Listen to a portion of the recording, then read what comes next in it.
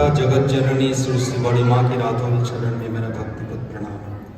परम पूज्य पाद युगाचार्य श्री श्री बड़दा की रातों चरण में मेरा भक्तिपत प्रणाम। परम पूज्य पाद श्री आचार्य देव की रातों चरण में मेरा भक्तिपत प्रणाम। आज के इस पावन सत्संग में सत्संग के पूज्य परिचालक महोदय, सत्संग में उपस्थित परम ब्रह्मा श्री श्री ठाकुर जी के पवित्र पात्राधारी कर्मी वृंद, इस पावन सत्संग में उपस्थित आदरणीय भ्राताएं, भक्तिमय माताएं, छोटे बच्चे, सभी को मेरा रानंदित जय गुरु।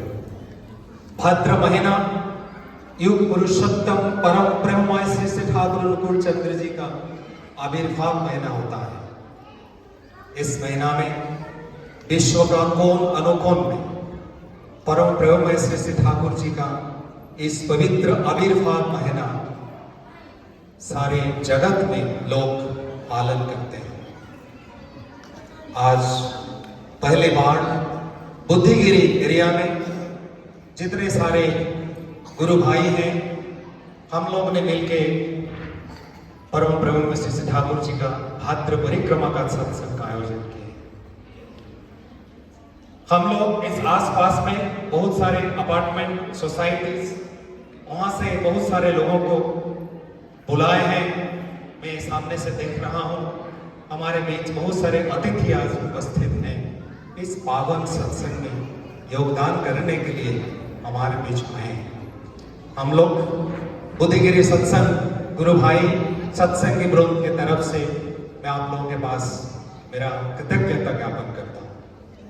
जो लोग पहले बार श्री श्री ठाकुर जी का सत्संग में योगदान कर रहे हैं, उनका जानकारी के लिए श्री श्री ठाकुर अनुकूल चंद्र जी को हम कहते हैं पुरुषोत्तम सदगुरु।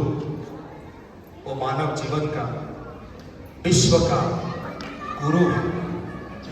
He is a world teacher, life teacher. इस दुनिया में ज्ञानी पिपासु मनुष्य सोचता है मेरे पास तो सब कुछ ज्ञान का आधार है। हम एक इंटरनेट युग में आज जी रहे हैं। गूगल में सर्च करने से सब कुछ ज्ञान का भंडार मिल जाता है। इंटरनेट में सब कुछ उपलब्ध है। तो जीवन में फिर एक गुरु का आवश्यकता क्या है? जो कुछ हमें इंटरनेट में मिलता है वो है सिर्फ नॉलेज और इंफॉर्मेशन। वास्तव ज्ञान वहां पे नहीं मिलता है। जब हम हमें कोई कॉलेज या यूनिवर्सिटी जाते हैं, वहां पे लाइब्रेरी है। लाइब्रेरी में पुस्तक भरे हुए हैं, लेकिन पुस्तक से काम नहीं होता है। वो यूनिवर्सिटी में प्रोफेसर होते हैं, लेक्चरर्स होते हैं, टीचर होते हैं। दुनिया का सारे ज्ञान का जो भंडार लाइब्रेरी में मौजूद होता है, लेकिन शिक्षक का आवश्यकता होता है। इस शिक्षक का, जीवन का गुरु का आवश्यकता है क्या? श्री श्री ठाकुर अनुकूल चंद्र जी के पास एक बार एक व्यक्ति आए थे। उन्होंने श्री श्री ठाकुर जी से कहा, ठाकुर मेरा जीवन में दुख ही दुख है, मेरा जीवन में समस्या है। मेरा पड़ोसियों के साथ मेरा जो संबंध अच्छा नहीं है, बच्चे मेरे बात नहीं सुनते हैं, जीवन में अभाव अनाटन लगे रहता है। मुझे जीवन से डर लगता है, जीवन से डर लगता है। पता नहीं कल क्या होगा। श्री श्री ठाकुर जी ने कहा, बेटा जिसको तैरना आता है वो क्या पानी से डरता है? वो व्यक्ति ने कहा, नहीं ठाकुर, जिसको तैरना आता है वो पानी से क्यों डरेगा? श्री ठाकुर जी ने कहता है, जो जिसको तैरना आता है वो कभी पानी के नीचे चला जाता है, कभी पानी के ऊपर, कभी पानी के बीच में। अगर कोई बुलाता है पानी से बाहर आ जा, बोलते और थोड़ी देर पानी में रुक जाता है। पानी उसका नियंत्रण, पानी को उपभोग करता है। जिसको संसार में कैसा है अपना जीवन बिताना है, परिवार को लेके, पड़ोसियों को लेके, समाज को लेके, अपना कर्म क्षेत्र में उसका कौशल जिसको आता है क्या जीवन से डरता है? वो व्यक्ति ने कहा तो श्री श्री ठाकुर जी ने कहा तू जीवन से क्यों डरेगा? जो बंदा पानी के अंदर जिसको तैरना आता है, वो पानी का स्विमिंग का जो स्विमिंग टीचर है, जो स्विमिंग कोच है, उनसे स्विमिंग कैसा करना होता है उसका तरीका, टेक्निक सीख लिया, पानी को उपभोग करता है। जीवन में चलने का तरीका जो सीख चुका है वो जीवन को उपभोग करता है, जीवन से डरेगा। तो जीवन का तरीका कैसे सीखेगा? लाइब्रेरी में जाके किताब पढ़ के, गूगल में सर्च करके, यूट्यूब वीडियो देख के, सुबह सुबह उठने से जो व्हाट्सएप मैसेज आता है उसको पढ़ के, ऐसा करो ऐसा करो ऐसा रहो। इससे क्या जीवन का तरीका, जीवन में चलने का तरीका कोई सीख पाएगा? अगर स्विमिंग सीखने के लिए स्विमिंग कोच चाहिए, जीवन में कैसे चलना है संसार में, उसको सीखने के लिए जीवन का गुरु चाहिए, लाइफ टीचर चाहिए जो सिखा सकते हैं। जब हम म्यूजिक सीखते हैं, म्यूजिक के टीचर के पास जाते हैं। जब हम लोग कोई कविता सीखते हैं, कविता के टीचर के पास जाते हैं। जब मैथमेटिक्स सीखते हैं, एक मैथमेटिशियन के पास जाते हैं। जीवन के बारे में क्या, जीवन में कैसा चलना है, उसको सीखने के लिए क्या जीवन का गुरु नहीं चाहिए?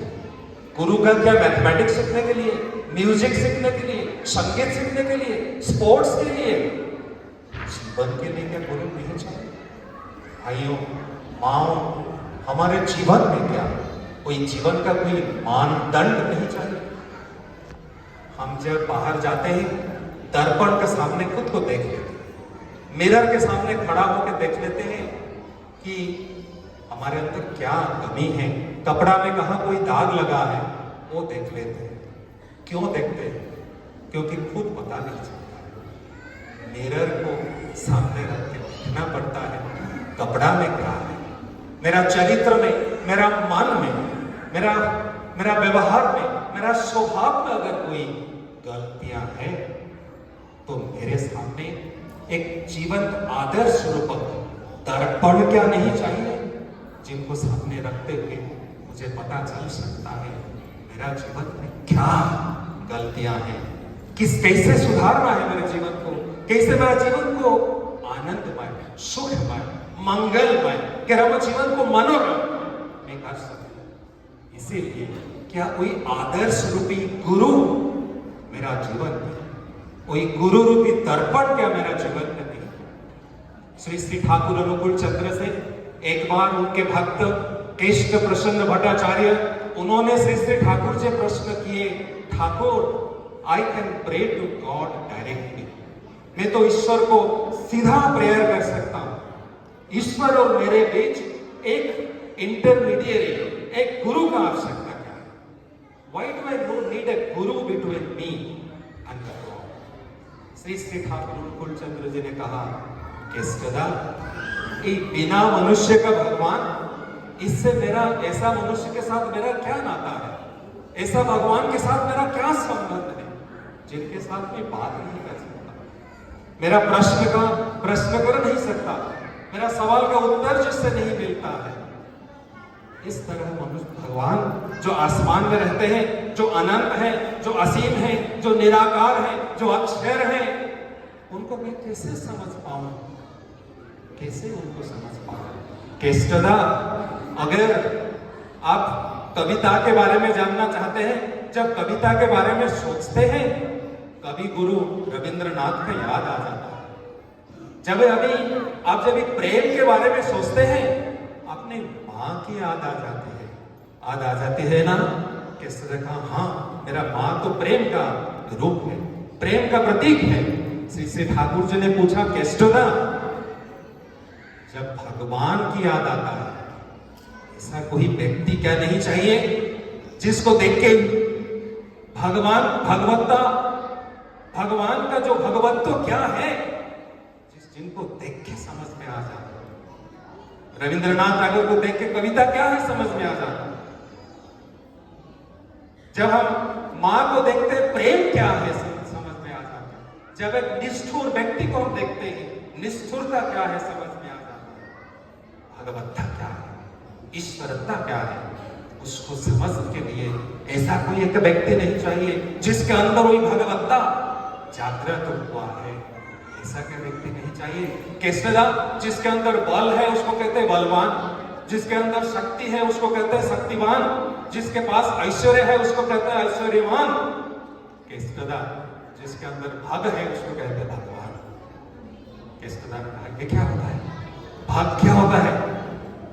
केसरदा ठाकुर जी ने कहा सास सड़ ऐश्वर्य होते, शक्ति, प्रेम, ज्ञान, यश, बुद्धि, वैराग्य जिनके अंदर होता है इनको कहते हैं भक्त भगवान। अगर जिनके अंदर शक्ति है उनको शक्तिमान कह सकते हो, जिनके अंदर ये भाग है उनको क्यों नहीं भगवान कह सकते हो? चाहे वो मनुष्य हो और कोई हो, भाग जिसके अंदर है ये तो भगवान है। मतलब जिनको देख के भगवत्ता क्या है समझ में आ सके। श्री ठाकुर जी ने कहा मनुष्य का अंदर एक लिमिटेशन होता है। लिमिटेशन क्या है? मनुष्य जो कुछ एब्स्ट्रैक्ट है उसको मनुष्य समझ नहीं पाता है। एब्स्ट्रैक्ट मतलब अमूर्त, निराकार, मनुष्य समझ नहीं पाता। मैं आपके घर आऊं और आप मुझे पूछते हैं आप कैसे आए, मैं आपको अगर मैं आपको कहा मैं गाड़ी में आया, आपको समझ में नहीं आएगा। पूछोगे कौन सा गाड़ी, कैसा गाड़ी, बाइक में आए या टू व्हीलर में? क्योंकि अगर हम गाड़ी को विजुअलाइज नहीं कर सकते, जब बोलते हैं हम एक सेंट्रो में आए हैं या एक इनोवा में आए हैं, तब हम विजुअलाइज कर सकते हैं अच्छा है। अगर मैं आपको कहूं मैं रास्ता में जा रहा था, जानवर देखा, आप बोले कौन सा जानवर, क्या जानवर? ये तो एब्स्ट्रैक्ट, जैसे बोलते हैं निराकार अनंत ईश्वर, वो एब्स्ट्रैक्ट है। उनको समझने के लिए उनका जो मेटीरियलाइज्ड फॉर्म होता है, जिसमें वो मूर्त होते हैं, जिनको देख के हम विजुअलाइज कर सकते हैं। भगवान अगर मनुष्य रूप में आते कैसे होते? माने भगवान का आनंद है, असीम है, लेकिन मनुष्य शरीर लेके आएंगे तो कैसे होगा? कैसे होगा उनका चलन, कैसा होगा उनके चरित्र, कैसा होगा उनका व्यवहार? श्री ठाकुर मुकुल चंद्र कहते हैं गुरु ही भगवान की साकार मूर्ति, guru is the materialised form of God. जब ईश्वर खुद आते हैं उनको गुरु ग्रहण करना पड़ता है। भगवान कृष्ण जब आए थे संदीपनी थे उनका गुरु।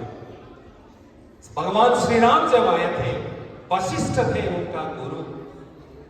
भगवान बुद्ध जब आए थे आरामा कलमा उनका थे गुरु। हम लोग साधारण मनुष्य हैं।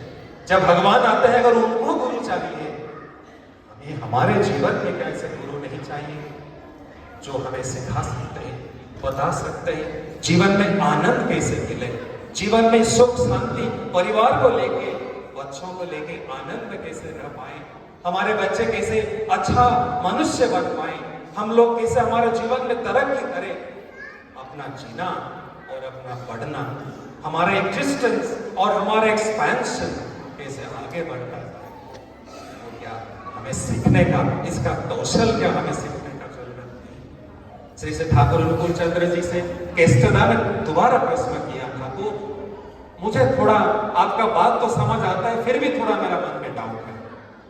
केस्टदा ने ठाकुर जी ने पूछा क्या डाउट है, पूछिए। केस्टदा ने कहा देखिए ईश्वर अनंत है, मनुष्य का आकार इतना ही है, छोटा सा, जो अनंत है इतना बड़ा है जिनको कल्पना कर नहीं सकते हैं, वो 4.5 हाथ का एक आदमी के अंदर कैसे आ सकता है, कैसे संभव है, कैसा मुमकिन है? मुझे तो नहीं लगता वो संभव है। जो अनंत है, असीम है, एक साधारण मनुष्य शरीर में कैसे आ सकता है? श्री ठाकुर जी ने कहा केस्टदा आपने मैच बॉक्स देखा है? उन्होंने कहा हाँ मैच बॉक्स देखा है। केस्टदा ने पूछा एक जो मैच बॉक्स का जो मैच स्टिक है उसका साइज कितना है? केस्टदा का इतना छोटा सा है। ठाकुर जी ने पूछा अगर एक मैच बॉक्स आप जलाया, अगर वो आग जलता गया जलता गया, फैलता गया, स्प्रेड करता गया। इस आग में क्या दम है? आपका सारा शहर, सारा राज्य, सारा पृथ्वी को जला के छारखार कर सकता है? इस तरह का हाँ था। इस आग को अगर हम नहीं रोकते, अगर आग को बढ़ने देते, ऐसा बढ़ते जाए, चलता जाए, स्प्रेड करते जाए, तो आग सारा पृथ्वी को जला सकता है। श्री श्री ठाकुर अनुकूल चंद्र जी ने केष्टदा से पूछा, केष्टदा, ये ग्यासल काठी का साइज कितना है? उन्होंने कहा इतना सा है। ठाकुर जी ने पूछा, छोटा सा इतना मैच स्टिक, इसके अंदर अगर सारा पृथ्वी को जलाने का क्षमता है, एक मनुष्य के अंदर अनंत असीम ईश्वर का स्वरूप क्या प्रकाशित हो नहीं सकता? आप क्यों सोचते हो नहीं सकता? अगर छोटा सा मैच स्टिक सारा पृथ्वी को जला सकता है, आप इस मनुष्य का क्या ईश्वर भगवत सत्ता क्या प्रकाशित नहीं हो सकती? इस तरह का हाँ ठाकुर, आपके बात सुनने के बाद मुझे लगता है सब बात है। श्री श्री ठाकुर जी हैं हम लोगों का गुरु। उन लोगों का श्री श्री ठाकुर जी का आविर्भाव हुआ था आज से 137 ईयर्स को। अभी का जो बांग्लादेश, तब वो ईस्ट बंगाल था। वहां पे पाबना जिला में हिमायतपुर गांव में श्री श्री ठाकुर जी का आविर्भाव हुआ था। जब उनका आविर्भाव हुआ, श्री श्री ठाकुर जी पहले मेडिकल कॉलेज में एडमिशन लेके मेडिकल प्रैक्टिस करना शुरू किए, और शुरू करने के बाद बहुत सारे जो रोगी, बीमार लोग उनके पास आते थे, उनको बीमारी का चिकित्सा करते थे। श्री श्री ठाकुर बाद में उनको लगा मनुष्य का जो बीमारी का जो असली वजह है वो लेकिन शारीरिक बीमारी नहीं है, उसका मन है, उसका बीमारी का मूल कारण उसका मन जब बिगड़ा हुआ होता है तब शरीर बिगड़ जाता है। मन जब अशांत होता है, मन में जब क्रोध आता है, मन में जब ईर्ष्या की भाव आता है, मन में जब कोई दुख की भाव आता है, उसका प्रभाव शरीर के ऊपर पड़ता है। आज के मनोविज्ञानी, आज के डॉक्टर्स, आज के जो एक्सपर्ट्स, वो लोग कहते हैं कि आज के दिन में जो रोग बीमारी है, these are all lifestyle diseases. हमारा लाइफस्टाइल का गड़बड़ है, इसीलिए हमारे अंदर बीमारी इतने सारा है। श्री श्री ठाकुर जी ने तब कीर्तन का शुरुआत किया, सत्संग का शुरुआत किया।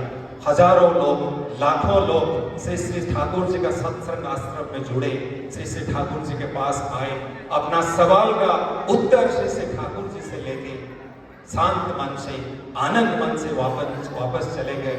जीवन को सुधारे, जीवन को सुंदर बनाए। आज विश्व भर में करोड़ों लोग श्री श्री ठाकुर अनुकूल चंद्र जी का शिष्यत्व ग्रहण किए हैं। उनको जीवन में गुरु रूप में, जीवन का परम आराध्य, जीवन आदर्श के रूप में स्वीकार किए हैं, जीवन को धन्य किए हैं, आनंदमय किए हैं।